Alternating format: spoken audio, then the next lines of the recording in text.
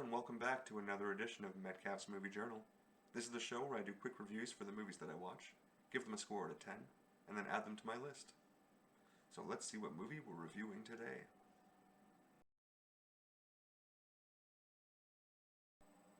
On April 9th, I watched Eraserhead, which came out in 1977. And I normally save the score and list position for the end, but I have to start this review by saying simply, this is by far the worst movie I have ever seen. And it actually makes me a little bit excited and hopeful that I might one day find a movie I love as much as I hate this one. Right now, Fargo is the number one movie on my list, with The Godfather being a ridiculously close number 2. Really, it's like splitting hairs between the two, and depending on the day or my mood, I might be able to argue for either one. But the difference between Eraserhead and the second worst film on my list is a Grand Canyon comparatively. I was pretty sure I knew where I wanted to put this one on my list at about the midway point, but I had to keep watching just to make sure, and that ending, again the worst ending from any movie, safely secures its position at the bottom of my list.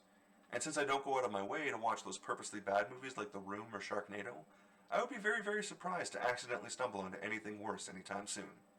This isn't simply a case of the sum of the parts not equaling the total of the individual parts either, since there isn't a single part of this film I can point to as anything more than the worst example of each individual feature I've ever seen.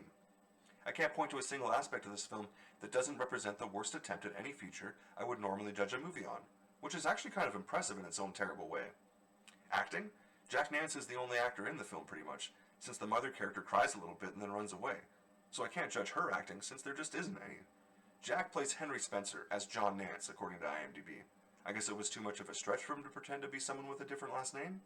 Which is ridiculous in its own right, because the name of the character may well have been Mr. X along with all the other meaningless supporting characters, because he's a completely flat character devoid of any substance.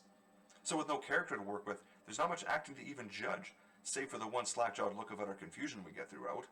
He's pretty much looks like the way I felt watching it, so I guess it was apropos or whatever they call it, but I still can't exactly call it good.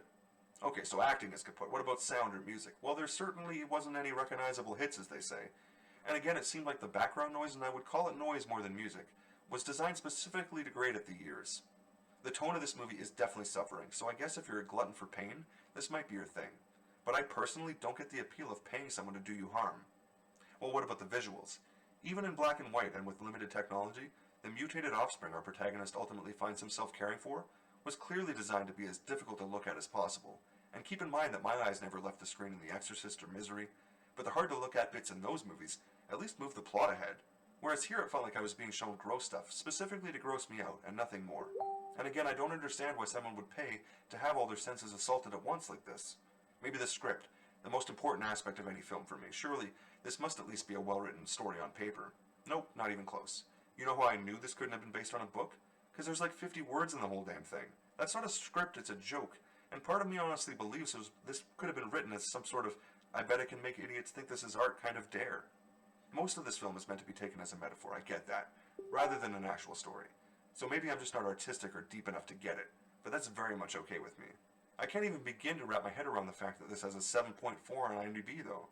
And I could almost forgive the Metacritic score being as high as it is at 8.7 or 87, since it makes sense to me that the more pretentious you get as a film critic, the more important it is to shove art like this in the general public's face, and tell them how stupid they are for not getting it. But the idea that a normal, everyday movie watcher could even make it through this whole thing, let alone find it entertaining, makes zero sense to me.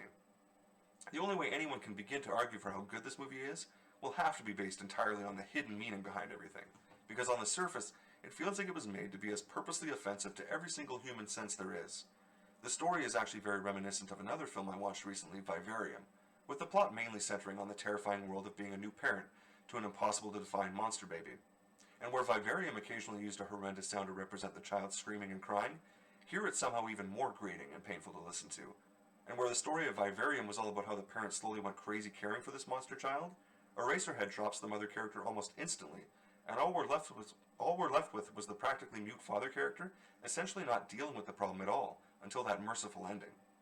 I think if you like Eraserhead, it's either because you genuinely enjoy bad cinema, or more likely, you just enjoy telling people how smart you are, and I would strongly recommend you check out a book called Finnegan's Wake. It is absolute gibberish in the opinion of this mild-mannered, uneducated film critic, and it's only the smartest of the smart that keep patting each other on the back for understanding how great it is. That book and this movie alike just have me feeling like I'm in a museum staring at a literal piece of human excrement, while the fanciest curator keeps telling me to open wide my nostrils and inhale the fumes of pure unbridled talent. But to me, it will always just be a piece of crap. Still though, I need to keep reminding myself that maybe one day I could find a movie I love as much as I hate this one, and that gives me reason to be excited. If I'm going to let myself get excited about the great stuff, I should be able to find at least a little happiness in more properly defining what a truly bad movie is too. Unsurprisingly, I gave it a 1 out of 10, and it landed at number 1408 on my list, because that's how many movies I've seen.